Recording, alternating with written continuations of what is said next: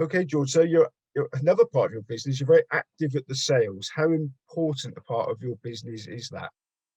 Yeah, we do. We run a shop, and you've got to have something in the shop window. Now, the best case scenario is to head off to the sales with lots of lovely owners supporting us with big fat orders.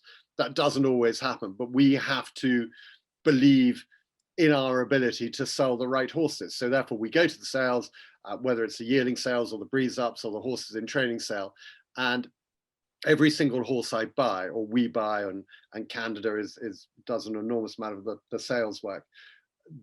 Every horse has to have a backstory that we really believe in, so that we can genuinely then sell it on to our clients. And we need to be all the time trying to raise the quality of horse on the place.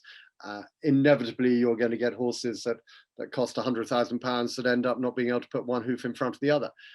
Thankfully, you get several horses, if you spend serious money, that they'll pay you back.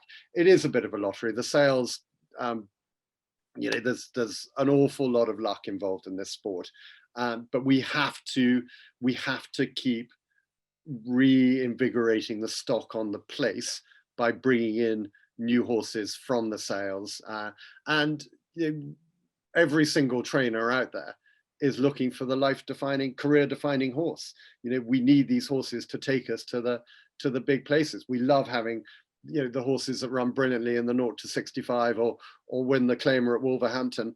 If that's our level, it's incredibly rewarding to get the job done, and for the owners to have winners at that level. But we're all aspirational. We want to be performing on the big stages. We've been there. We continue to have runners on at the big festival meetings, and that's where we want to be competitive. So do you predominantly buy young horses rather than horses? We tend to buy a type of horse that we wouldn't be renowned for sort of instant action whiz bang 2-year-olds that are here today and gone tomorrow.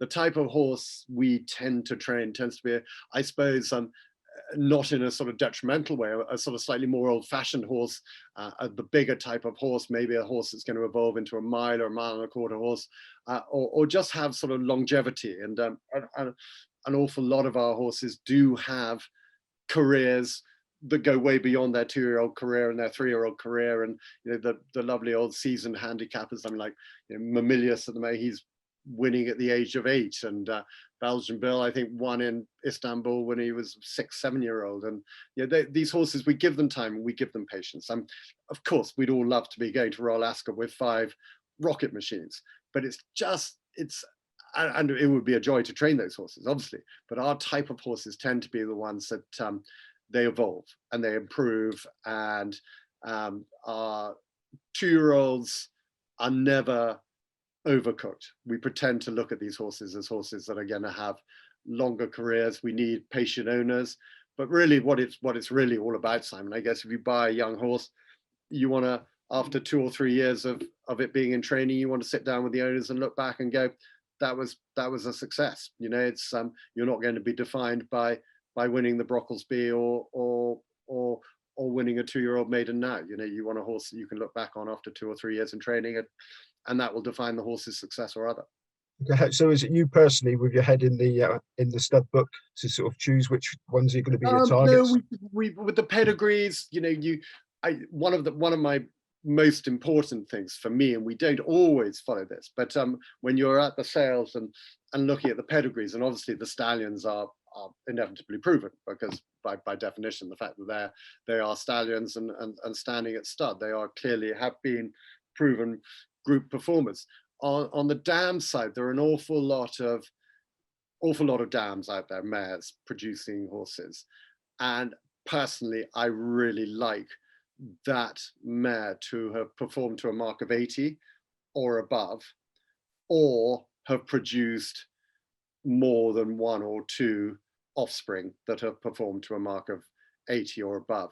I think if you can buy a Galileo, but if the dam was rated 47 and was beaten 17 times at Southwell in 0 to 50s, the chances are you need to be lucky, really. You need to be lucky, and clearly sires do stamp mares and you get the exception, but I just think you're giving yourself a better chance if there is proven form close up in both the dam side, and if not the dam herself, her progeny have performed to a level that justifies the family being a family that you want to be part of.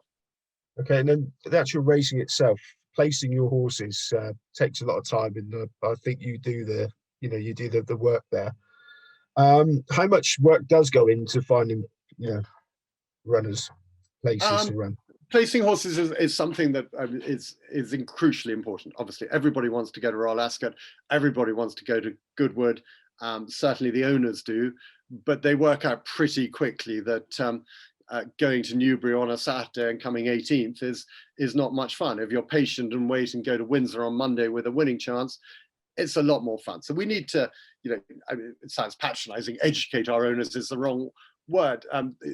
Bring them along on the journey and make them realize that, you've just got to be realistic with how you target your horses. And this is something David Loader, who was obviously an exceptional trainer of particularly young horses, but an exceptional trainer. He has been and remains a very close friend and instrumental in sort of us when we started. And he taught us you've just got to have a plan for every single horse. Don't just sort of pick up read the program book and say, oh, look, there's a race for our horse. Make a plan for every single horse.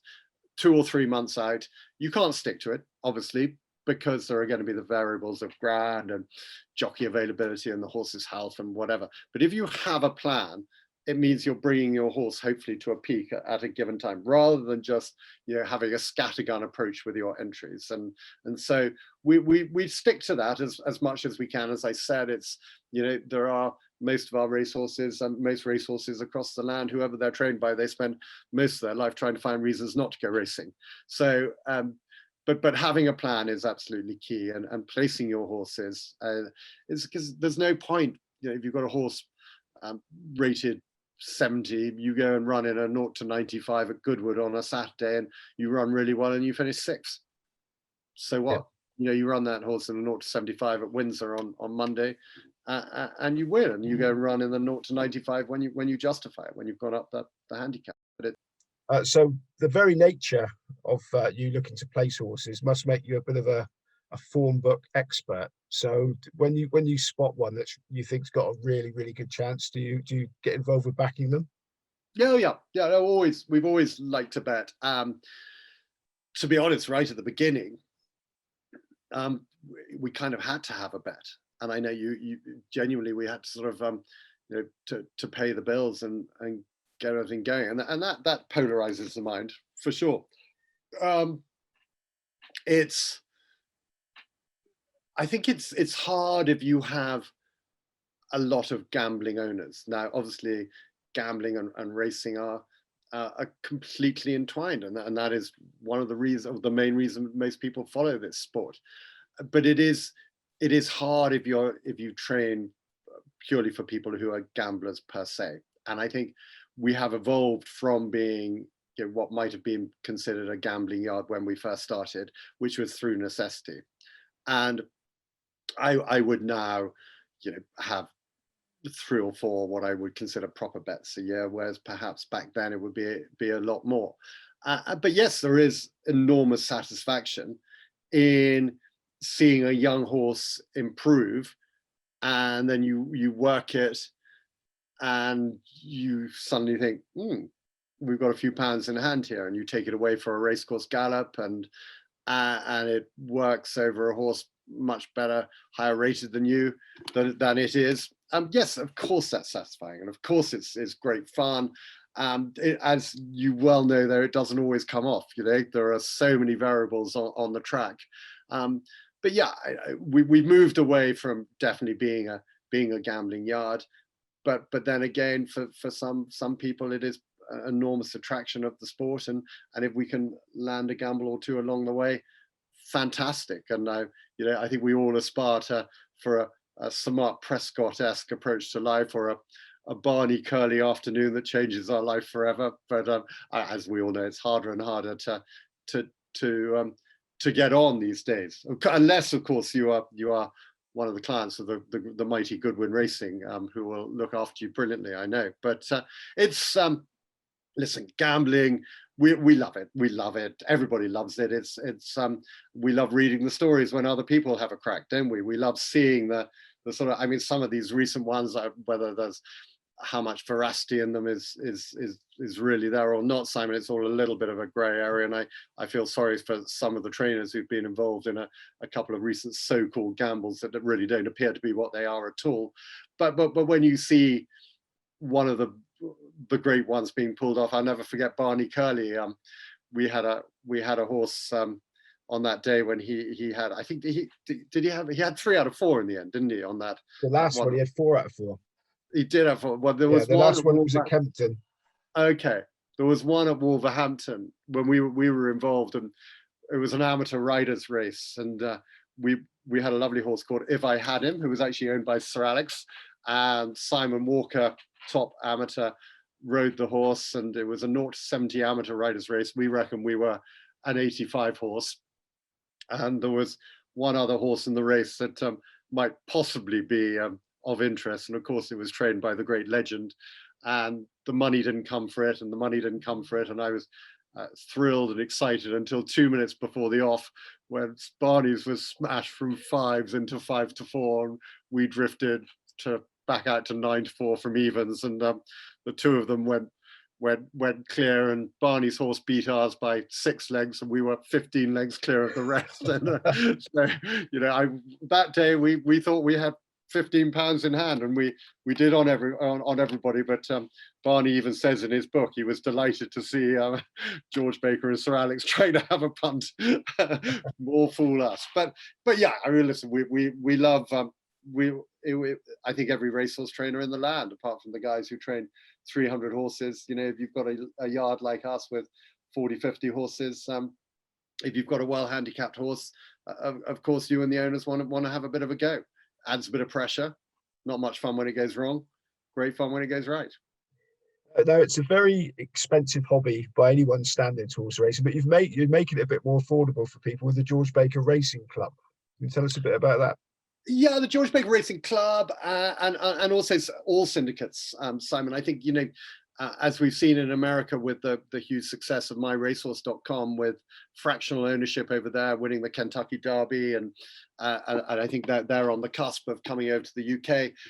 I think what we would love to see in this country is very much the Australian model, where when most people who go racing, and most is probably an exaggeration, a huge number of people who go racing are actually owners, whether they're fractional owners or have evolved into bigger owners, or you know, are already bigger owners.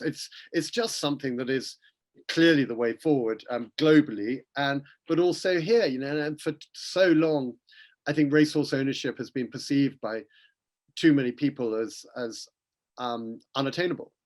And clearly, you and I know, being embedded in the sport and seeing the various syndicates that all trainers have set up, that there are value options. Value, the wrong word. An investment in racehorses is not a value option, obviously, but a fun way of being involved in ownership, whether it's through a smaller syndicate or a bigger syndicate. The options are there, and that's what we're trying to do with the George Baker Racing Club. You know, just get people in for a small fee, and they get engaged with the horses. We can get them into the paddocks, we can get them into the owners and trainers bars, and just get them really involved. And we've already had a couple of people who have dipped the toe into the sport, into the ownership through the club, and then have evolved into maybe taking a leg. One guy's actually bought his horse himself, you know, a whole horse, just from dipping the toe in. So I think what we're trying to do, as are so many trainers, is just make racehorse ownership something that is attainable for all, and give everybody the option to, you know, if they can afford £10 a month, £1 a month, or £1,000 a month, you know, get them in, get everyone in, and get them engaged and excited. And you never know how it's going to evolve. And then they tell their mates, and then suddenly you've got a syndicate from the local pub of 10 of them who went, oh, we didn't realize we could do this, and you know, we all put in that, and yeah, and we could. And it's just getting people to realize that, you know, racehorse ownership is something that is open to everybody. Okay, and just coming to the end here, but just briefly about your website. It's very impressive. You do a daily blog that does appear to be actually daily. Oh Lord, yes, blah blah blah. I find it rather cathartic, Simon, at sort of 6 o'clock in the morning with a cup of tea. I get a few things off my chest. I get myself into trouble. I have an opinion about something.